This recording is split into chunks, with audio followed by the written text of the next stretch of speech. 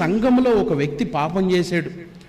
కొరింథీయుల సంఘంలో జరిగిన సంఘటన ఏంటంటే, ఒక వ్యక్తి పాపం చేశాడు. ఆ వ్యక్తిని సంఘంలో ఉండనిచ్చుట వల్ల ఏమవుతుంది అని అంటే, సంఘంలో ఉన్న వ్యక్తులందరికీ కూడా ఏమైందిలే, తప్పు చేశాడు, ప్రేమ విస్తారమైన దోషాలని కప్పిద్ది కదా, కాబట్టి మనము వీడి పాపాన్ని కూడా కప్పిపుచ్చుదాము, దాన్ని కూడా చాప కింద నీరులాగే పెట్టేద్దాము, దాన్ని గద్దించకుండా, దాన్ని ఒప్పుకోకుండా అలానే పెడదామన్నప్పుడు అది సంఘాన్ని అంతటిని కూడా బలహీనపరుస్తూ, ఉత్సాహపరుస్తూ, రోషంగా బతికే వ్యక్తికి అది నెమ్మదినివ్వదు.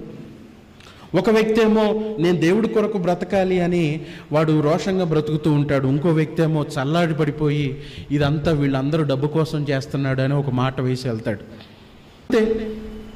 ఇప్పుడు అంటున్నాడు అలా కాదు, ఇక్కడ అంటున్నాడు మీలో అలాంటి వ్యక్తి స్వభావాలు ఏవి ఉండకుండా చూసుకోండి. ఇదిగోండి, మీరు పులిపిండి లేనివారు గనుక క్రొత్త ముద్ద అగుటికే ఆ పాతదైన పులిపిండిని తీసి పారవేయుడి.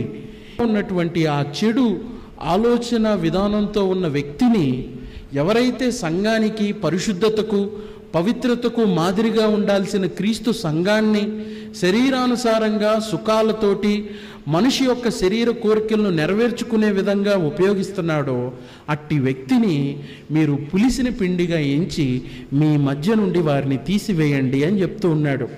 No matter it has a repercussion. అంటే ఇక్కడ విషయం ఏంటంటే, చెడుతనము మనిషిని ప్రేరేపిస్తుంది. మనం దేవుడి ఆత్మతోటి నింపబడ్డాం, పరిశుద్ధాత్మతోటి నింపబడ్డాం, వాస్తవమే. అయినా కానీ మనం లోకస్తులతోటి ఎక్కువసేపు తిరిగామనుకోండి, ఈ లోకస్తులు చెప్పిన భావాజాలముతోటి